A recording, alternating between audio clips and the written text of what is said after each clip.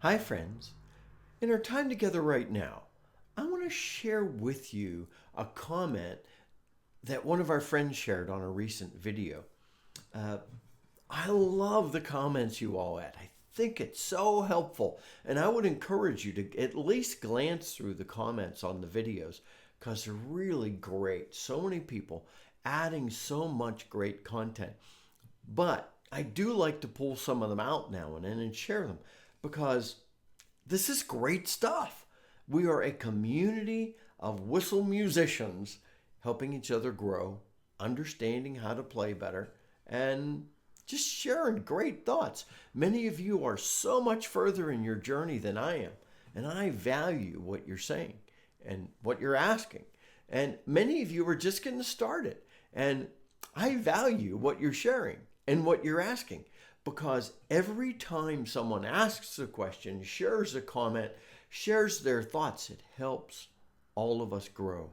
We are a community of folks growing together, and I'm so thankful uh, that we're doing this. So, anyway, I shared a video, kind of a bit of a ramble for me on some things to think about as you're selecting a whistle, because I think it's really, really important for each of us to come up with the whistle that we want. And I've said many times, the Howard Low D with the balanced head's the first whistle I bought, and I still love it. And one of the reasons it was the first whistle I bought, one of the reasons I still love it, is because I put in a good bit of time listening, reading, studying, all that stuff, and learning about whistles before I even bought my first whistle.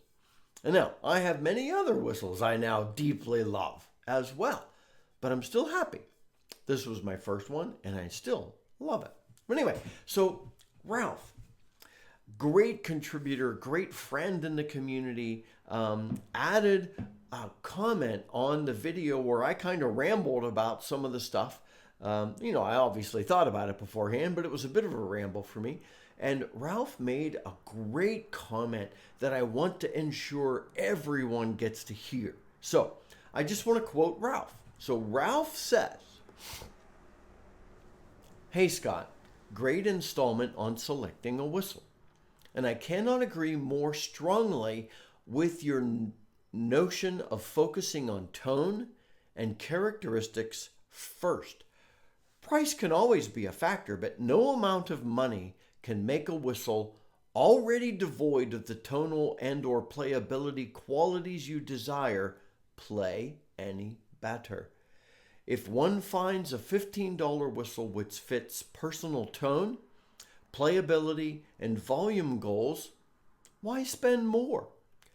If those same personal ideal parameters can only be met by spending hundreds of dollars, then be glad.